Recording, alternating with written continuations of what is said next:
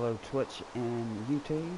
Today I will be showing you how to create the changeable passcode so you can create the passcode door lock and change your passcode. Note, the regular passcode door non-changeable passcode is simple enough to make even in a survival world. This I would not recommend doing in a survival world. This does take up quite a bit of resources. So this is K3 with CNC Gaming. This is the tutorial for the passcode door. So I am going to cheat.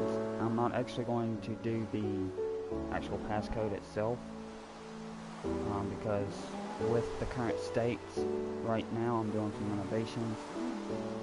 It takes a good 15 seconds for a few of the numbers to go in. So it takes a good couple of minutes to actually activate the door. This can be changed, and I will note the changes when I get to that point in the door.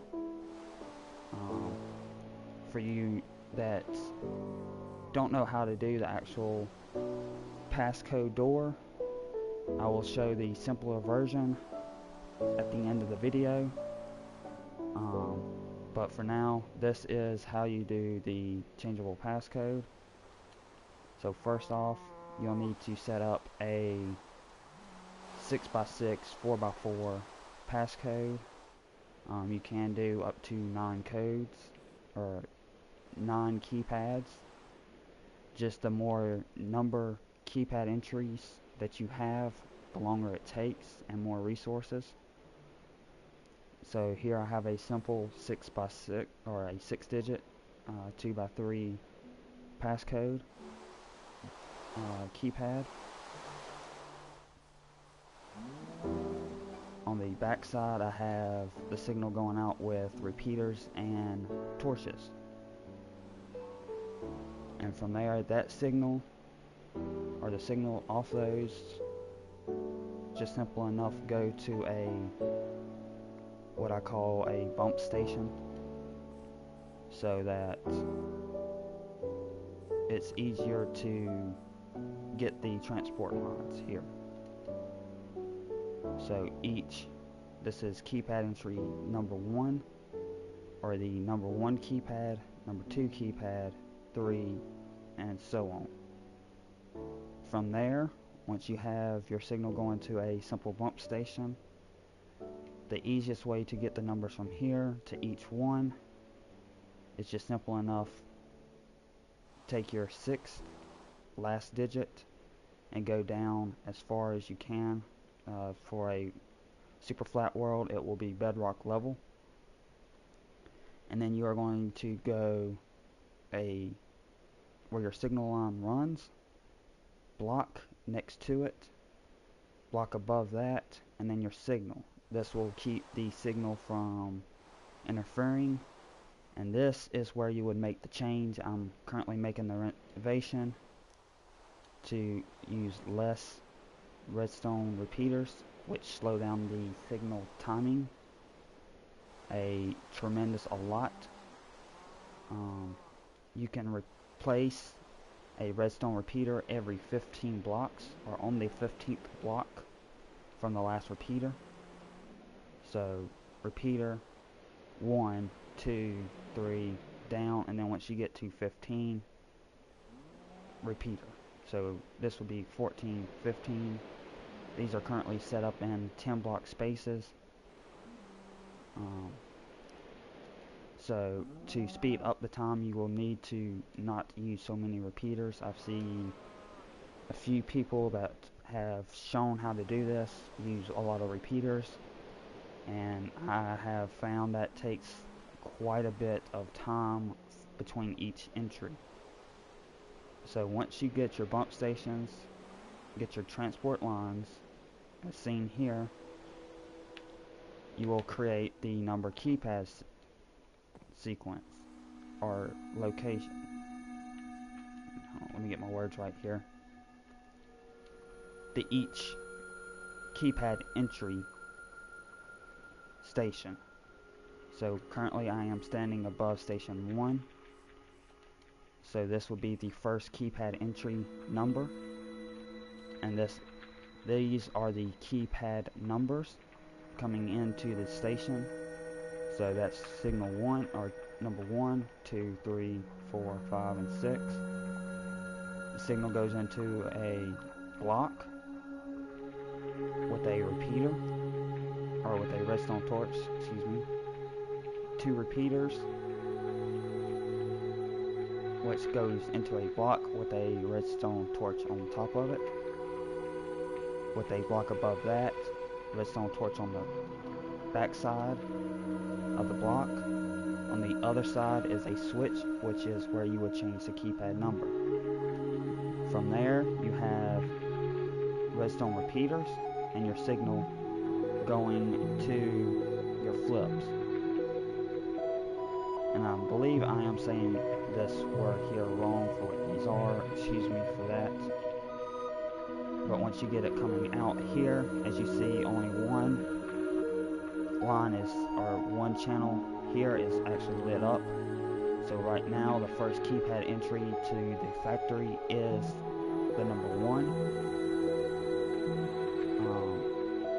So once you get that, go here, then you will have your transport lines go.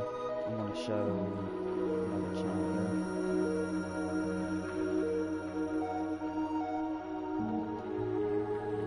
So this is where my signal comes in from the 3rd keypad entry, or excuse me, 4th keypad entry. As you see, right now the signal is set up as 1, 2, 3, 4, 5, and 6. So right now, this is the 4th keypad entry with the number 4. So the 4th light is lit up, which sends the signal up the transport line to the flop down here. And with doing this, you will have to have a converter to change the signal from positive to negative, so that when this signal here goes off, it sends a pulse signal to, sorry, I got a gaming light, to your flips here. Flips here are just a 3 L-shaped block with a torch. Block here for signal going up on top. Signal goes across here with a torch on the back. You'll need to do this style setup with all of your numbers. So basically L-shaped. On one side you'll need the repeater going out, a block. Down below is on these, there'll have to be 2 blocks apart, redstone torch with a signal going to your next one. From there it will go across all these blocks here. And this here on the back side that I am highlighting now is your reset line. So if there was a wrong key pass, or the number was not, the key passcode was not entered correctly, it will send the signal down this, which resets the entire passcode, including if you were to just go in some passcodes, you can just hit the last digit and it will activate the T flip-flop. Here it does not do that. Credit to the 2 or 3 videos that I have gotten it off of for this design here. From here, with the current state, I am on TU18, playing from the PS4. This is a world from my PS3. T flip-flop, basically down here at the end you will have this setup here with a redstone torch. a sticky piston going up, redstone repeater, sticky piston going down onto a redstone torch, which will activate signal here, which goes to your door. This is your output signal to the door. Here is my signal for my automatic door shut, which I will show how to change that here in just a minute. But from there, you can have this signal go to any door. You can have it go to a iron door, 4x4, 6x6 door. This is your signal to activate the door. And with this door, if you don't have the automatic door shut, it will stay open until the code is re-entered correctly, which will reactivate the flip-flop, shutting the door. Or you can have a door shut button, which I have, coming in to reactivate the T flip-flop. So once I enter, I can actually reactivate the T flip-flop. And with this here, I have built in a little notifier. This line here is not necessary, but this line here shows when a incorrect passkey or code has been entered, letting you know that the passcode has been reset. Again, this is not necessary. You do not have to do this at all. But it is good if you decide to do it with all repeaters, because if you enter the code too quick, you will reset it, and this light here will let you know that the whole passcode has been reset. So now I will go over here to the door, and I will show the switch station for changing the code. Here is the passcode change station. So each switch is the keypad number 1, 2, 3, 4, 5, and 6, and each section 1, 2, 3, 4, 5, and 6 is the passcode number. So currently, as I said before, 1, 2, 3, 4, 5, 6 is the current passcode. So first station, the first switch is up. Second station, the second switch is up, and so on and so on. Back here is where you would have your door timing. If you decide to do a door timing, automatic door timing, with repeaters to tell how long you want the door open. You can add as many repeaters as you want. Currently the door stays open because I am using nothing but repeaters. That's part of my renovations here for the change. Again, the signal goes up underneath this grass here. And don't mind this was a test door here that I was making as I was building this. So this is the release button that I was talking about. So if you're inside, push that button to get out. Or if you didn't have the automatic door, you would have to push that button to shut the door back. So this is the tutorial, well, not really tutorial, but overview on how to design the changeable passcode for Minecraft. This does work on Xbox, PlayStation, and PC.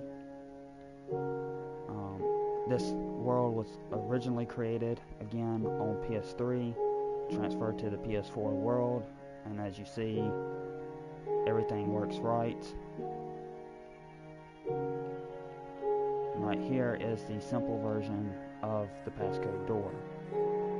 So right here is how the 6-digit code is set up. So if I was to take that 1, 2, 3, 4, 5, 6, passcode for this simple door is 326541. So I will do the passcode.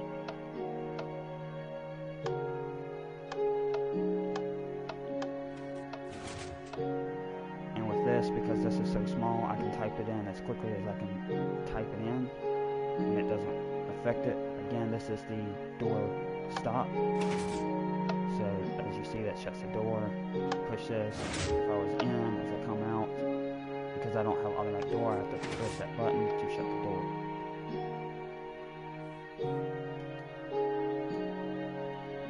Back here is the redstone tutorial for the door. Again, this is just set up the same way that the